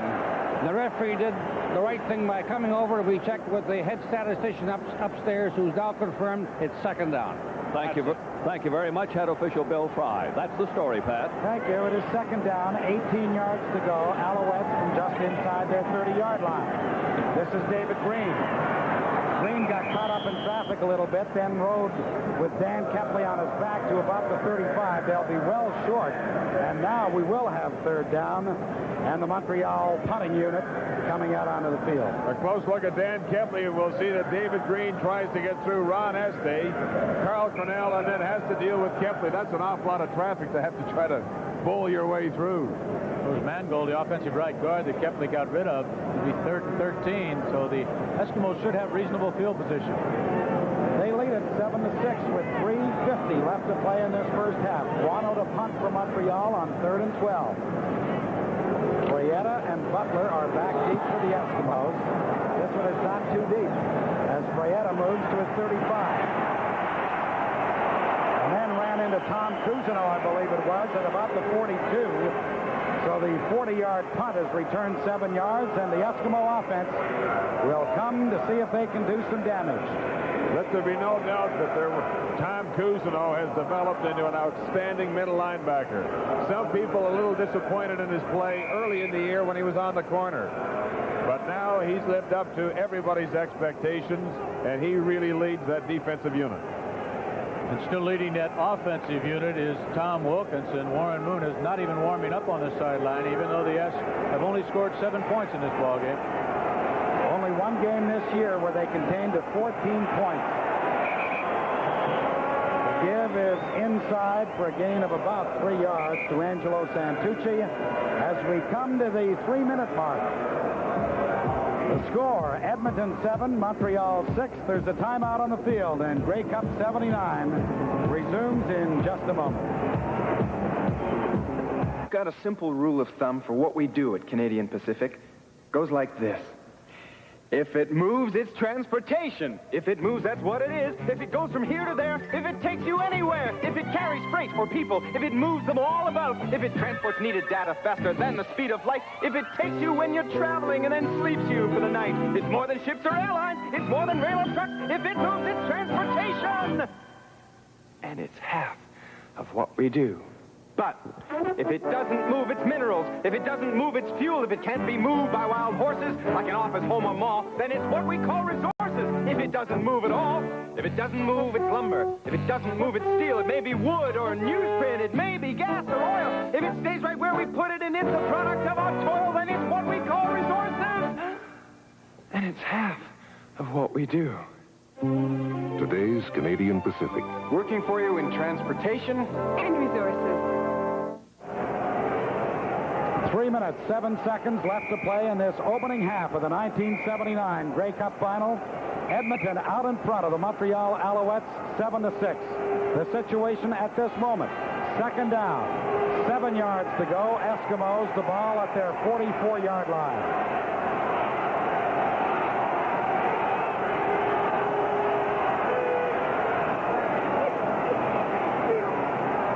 The draw to Germany. Well contained by the Alouettes. He'll be short of the first down. Gains about 4. Wrapped up by Tony Petruccio. Junior Ayu was in there as well. So we will see Hank Olisic and the punting unit of the Eskimos as the Alouettes will get the ball back before this half ends. A close look at Tommy Scott, one of the very fine receivers by the Eskimos, but he does other things well, too. A good block on Jim Burrow. Mike, I'm really surprised with the Eskimos so many times in this first half on critical plays going to the run. That hasn't been their style. I'll tell you why in that last one, Frank. Alouettes went into what they call a 4-2 defense with only 2 linebackers, 6 deep backs. Last year, Alouettes employed the same defense. Germany had a lot of success with the drop play going against it, and I think they're trying to duplicate that success, but so far the Owls have shut them down. Mickey Harris with a brilliant return, but it may come back because of a clipping call. A 57-yard punt by Hank Olisic. A 17-yard return. Let's wait for referee Lauren Woods' call. Clipping against the Owls. And gentlemen, as we wind down this first half and wind down our coverage of CFL football this year, let me say on behalf of Frank Rigney, Mike Wadsworth, Bill Stevenson, and everybody associated with the CTV crew, we've had a ball doing CFL football, and we hope that you've enjoyed watching it. And we'll watch intently for the second half of this game with Russ Jackson, Don Chevrier, Terry Evanson, because it should be a dandy. The Alouettes start in a big hole back at their 9-yard line with a first down.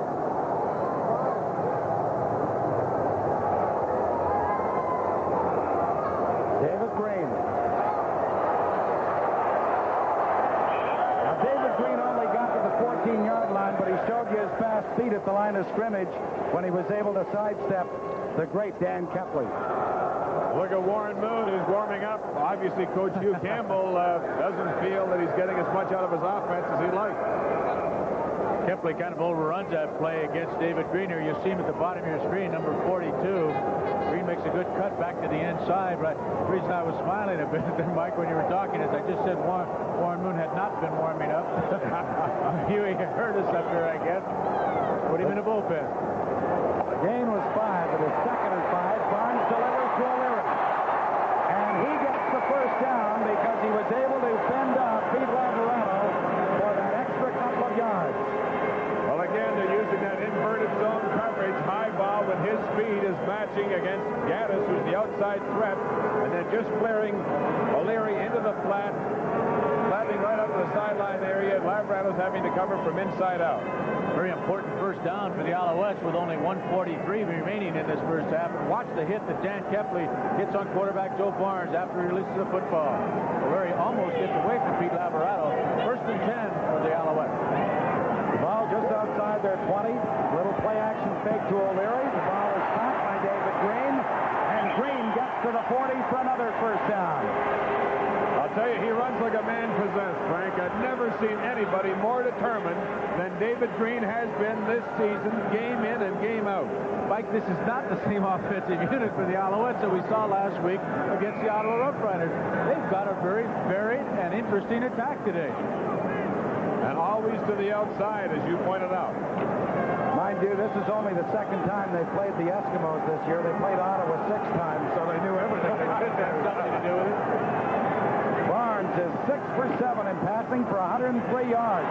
David Green jumping over people, driving his way for another first down. Great block by Roland Mangold, number 58, their offensive right guard on Dan Kepley, right at the point of attack at the line of scrimmage. Maybe you can pick it up here. Mangold is number 58. You see him just to the left side of your screen. Watch how he handles Kepley. He might have had a bit of a pull on that one, I would think, Frank. Well, they handled him, and the ref didn't see that part. What a hole. 12 carries, 93 yards. David Green. 1 half a play, not bad. 1 minute left in the first half. Montreal with a first down. John O'Leary. O'Leary gets about a tough 3 yards before he's ridden down by Fennell as we go to Bill Stevenson. Tony Proudfoot. Tony, I've never seen the Montreal Alouettes tire. You believe that? I don't know if that's the right word. I think it's intensity. I'll tell you what. For all the nice things being said, I'll rig this as a bloody grudge match. I'll tell you right now. Thank you, Tony Proudfoot. He didn't seem to think there was any question about it, that's for sure. Barnes is dropped again, back inside the 40 by Dan Kepley. The 6th sack for that Edmonton defensive unit in this first half. And Mike, absolutely nobody touches Dan Kepley. I believe he went between Ray Rockran and Doug Smith. He just shot the gap. Doug Payton obviously was trying to get over to pick him up, but too late. You know, as long as they continue to play like this, you're never going to get tired of watching Edmonton and Montreal in the Grey Cup. Don Whitman, you're standing down there. What's happening? Well, there are only 34 seconds left, Pat. I don't know how much time will be left when Edmonton gets the ball back, but Warren Moon, the Mad Bomber, will be going in to play quarterback. He threw 20 touchdown passes this year, so if he's got any time at all, look out. This is Butler from his 22-yard line. And he's contained at about the 26 with just 11 seconds showing on the clock. A 47-yard punt, only a 3-yard return as Chuck McMahon and the rest of the Alouettes were down to contain him. The more the Alouettes fight Edmonton even throughout this first half of play, Frank, the better they're going to have a chance in the second half because they're generally stronger in the second half of play. They've changed their mind. Tom Wilkinson's staying in the quarterback. 47-6 was the score when these teams met earlier this season. In speaking with Tom Wilkinson before the game, he said, I said at that time, if we played the next day, it'd be a lot closer. Well, it's a lot closer this afternoon because it's 7-6. Edmonton out in front as they are content to ground the ball with just 10 seconds left on the clock. That tells you something, I think, too. Only smart play, though, Pat. There's not enough time to do anything, even get down in Dave Cutler's field goal range. Let's go to Don Whitman. Well, Pat, I apologize, but with just 11 seconds left in the clock, Wilkie had the warm-up jacket on. Moon was all set to go out, and Coach Hugh Campbell said, no, go out and run out the clock, Wilkie. So they feel the more reliable, the more veteran quarterback should be out there. Your apology is accepted, sir, as Tom Wilkinson grounds the ball, and a very entertaining first half has come to an end. The Edmonton Eskimos are out in front of the Montreal Alouettes, 7-6. We say so long, barring overtime. Again, I say thank you. I'm Pat Marsden for all the guys on our crew, and we'll go now to Tom McKee. Well, thank you, Pat, and hello again, everybody. And maybe Tony Proudfoot hit it right on the head when he said this is a grudge match. A very exciting half of football in this Grey Cup of 1979. And we, of course, have a lot more football lined up. I think everybody's a little bit surprised by the amount of ball control that Montreal had. He maybe should have scored some more points. But at the end of the first half, with the score, the Edmonton Eskimos 7 and Montreal 6. We'll be back with the halftime show in just a moment. At Canadian Pacific, we often find that people look at us differently than we do ourselves. For instance, they may look at us something like this.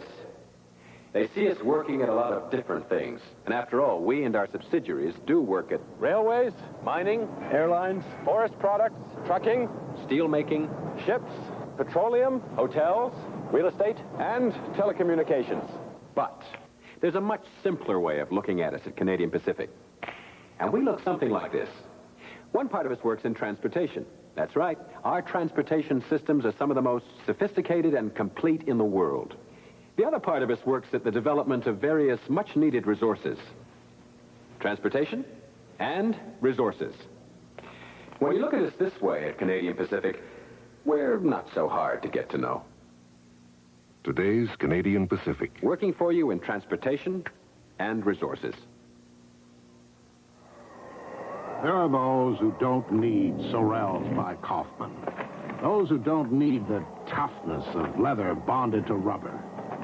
The warmth of Sorel's thick felt liner. Or the grip of their sturdy rubber soles. There are those who don't need Sorels by Kaufman. But for those who do, Sorels are made in Canada and are available wherever you buy quality footwear. Back at Olympic Stadium in Montreal. 68,000 fans in the stadium here. Millions of people watching on television across Canada and the United States. As the halftime show salutes Canadian youth and Canadian tourism with the theme, Reach Out a Friendly Hand. Participants include the dancers and children from the Ballet Moderne de Quebec, girls from the Gymnastics Club of Montreal, the mimes from the Théâtre National de Mime of Quebec, and the Burlington Team Tour Band that we have seen so much of in Canadian Football League games over the past several years.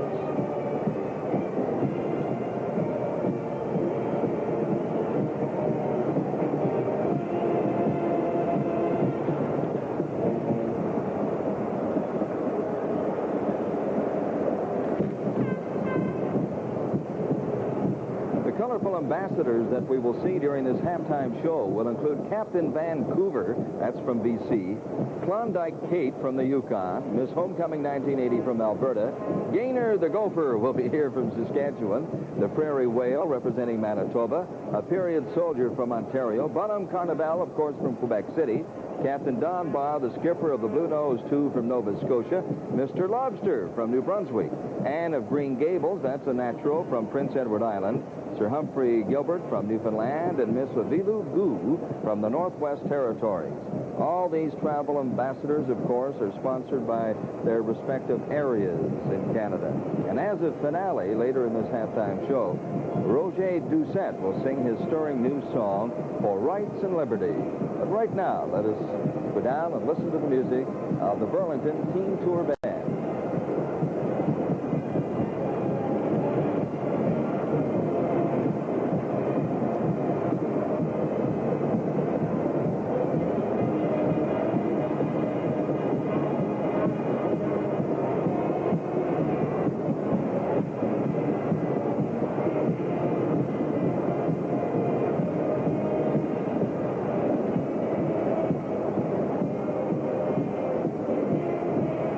Halftime as Grey Cup 79 continues after this.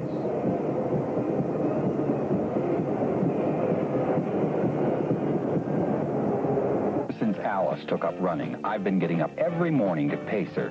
Needless to say, the Malibu makes these early morning runs very easy on me.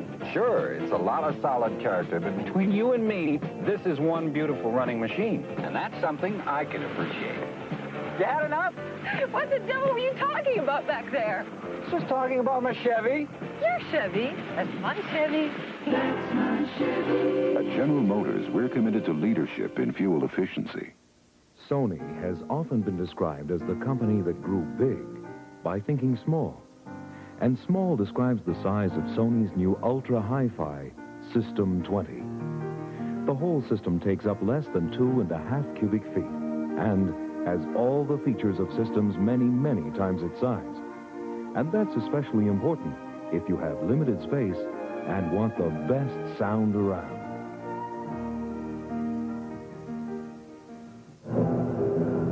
There's our live helicopter shot from over Olympic Stadium here in Montreal. And now let us zoom right inside and watch this huge balloon display on the field.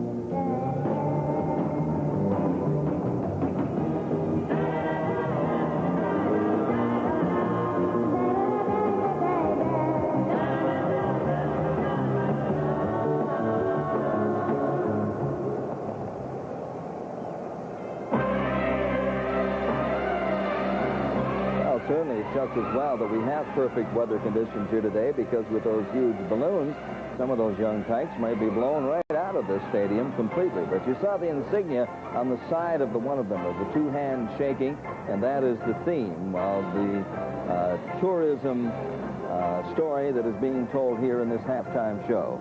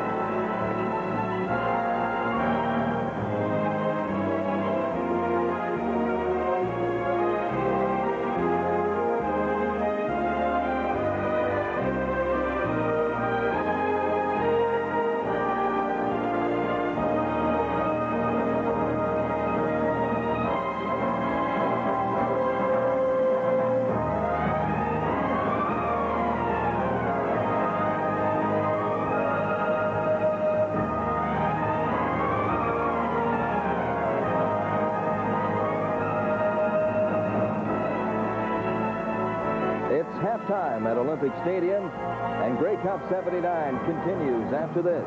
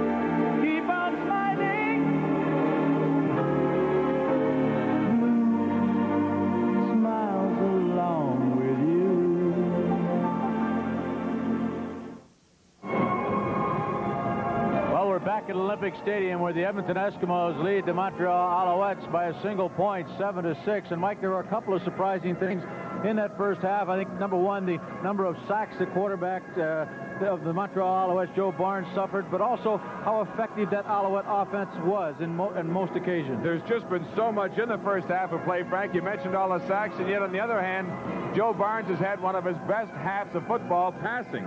6 for 7, 103 yards. The Edmonton Eskimos have challenged him to go to the air. He's done that and has been very successful. But I was surprised because I thought the Edmonton Eskimos early were going to just jump out and run away and hide with it. Well, you see, the only points the Eskimos got came on this play, actually a broken play. Excellent protection by the offensive line of the Eskimos. Wookie steps up in the pocket, and Jim Burrow had let Waddell Smith wide open on the sideline there. He picked up that 44-yard score, the only major of this football game in the first 30 minutes. It was shortly after that Don Sweet got his first of 2 field goals, and then Joe Barnes put together a great drive. One of the principal people in the drive was Bob Gaddis, his very fleet receiver. In this particular instance, he just curls in front of number 13, Larry Highbaugh. Speed on speed as Highbaugh was having to concern himself with Bob Gaddis. He curled in front. Barnes was 2 right away, and that was able to sustain the drive about a 20-yard gain. Then a little while on, as they got down into Edmonton Eskimo territory deep, it was 2nd and 20 yards. And Joe Barnes really did an outstanding job, Frank. Does a good job of scrambling, doesn't he? He was under a tremendous amount of pressure, but he maintained his cool, continued to look upfield, and once again it was Bob Gaddis who was able to get free. We'll take a look at that one right now. The Eskimos coming from the outside. He steps up in front, gets away from Ron Estey, that is. And he'll find Bob Gaddis over on the sideline. They maintain the drive. Mind you, shortly after that, the Eskimos came up very big defensively, shot them way back, and as a result, the Alouettes only got 3 points out of it. But the important thing is the Alouettes are moving the ball and keeping it away from Edmonton. Absolutely. No, we've had a beautiful day here at Olympic Stadium, and consequently, turnovers have not been that much of a factor in this ball game. The Eskimos, of course, turned the football over on a 3rd and 1 gambling situation. They did not make it when Warren Moon came into the ball game for his only play, quarterback sneak. But the one turnover that they did occur is when quarterback Tom Wilkinson found Brian Kelly open, just a short roll to the right side. He hits Kelly on a hook pattern coming in from the left side, but All-American from Ohio State, the number 1 draft choice in the NFL, Tom Cousineau, takes it away from Brian Kelly and snuffs out that Edmonton Eskimo drive. And really, it has been a very interesting football game, I think, Mike. Even though the score is fairly low, 7-6, there's been a lot of offense. What a big interception that was. That could have saved a touchdown. But, Frank, we got marvelous halftime activities. Let's go to those activities right now.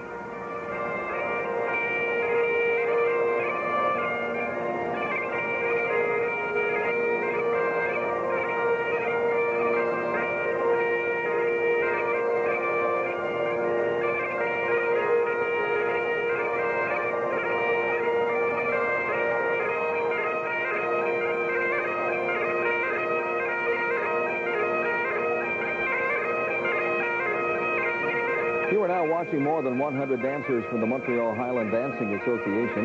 These young ladies, ranging in age from 6 to 25, are presenting a series, naturally, of Highland dancing, as you can see. celebrating its 20th anniversary next February. This association has elected its first ever French-Canadian president, that is Claire Henry. And these dancers have won awards in competitions across Canada and even in Scotland and in the United States. We have the Highland Fling. You saw that just a moment ago. You saw the sword dance a moment ago, and some other dances in here as well. Hi, little girl. As we said, they range in age from 6 to 25 years of age.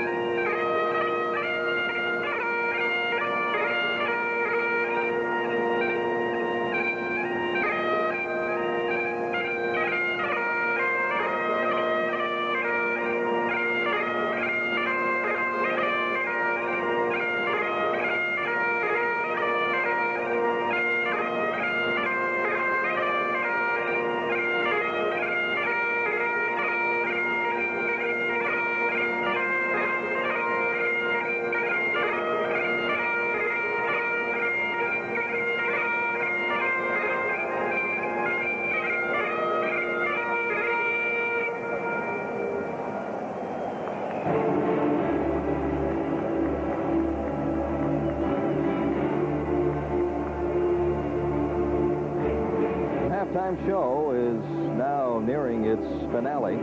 That will be when the dancers and the children form a heart-shaped stylized handshake symbol in the middle of the field. That, of course, will be an attempt to make everybody aware of the importance of tourism to the economy of this country.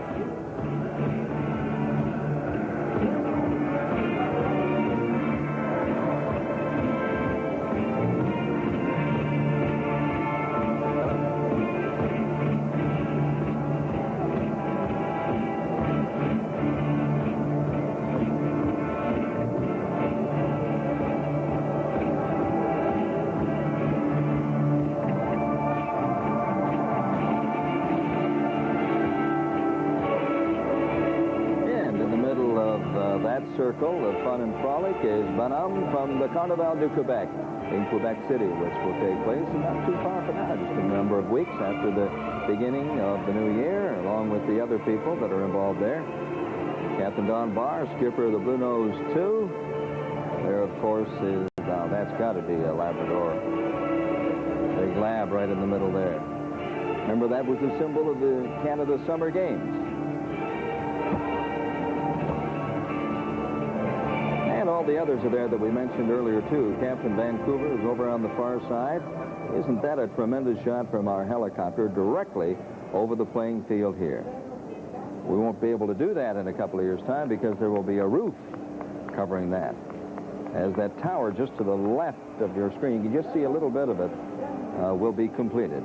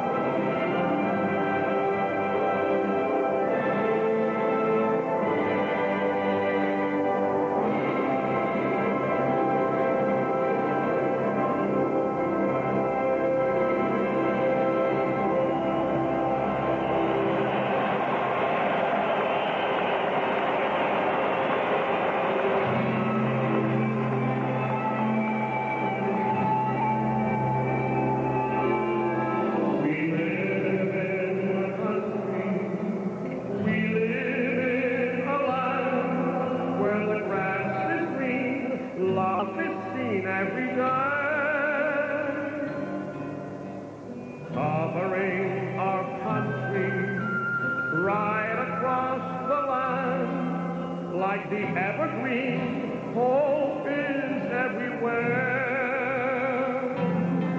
And though change is fast throughout our lives, the future must stay free, so we can have our rights and liberty. Oh, how we all love our country. We will serve it well with pride. Through peace and understanding we will try, and we will survive. Nous écrivons l'histoire de ce monde-ci de pluie, où le vent est beau, le froid a ses saisons. Nous vivons l'histoire de ce grand pays, où le cri d'honneur devient le cri du cœur.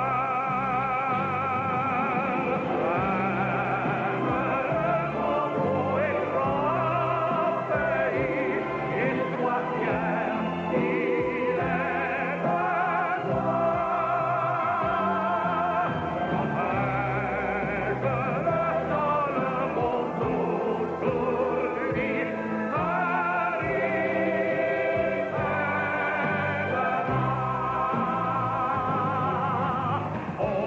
You're listening to the finale. Our friend Roger Doucette singing his new song, For Rights and Liberty, as the dancers and the children form the heart-shaped handshake symbol.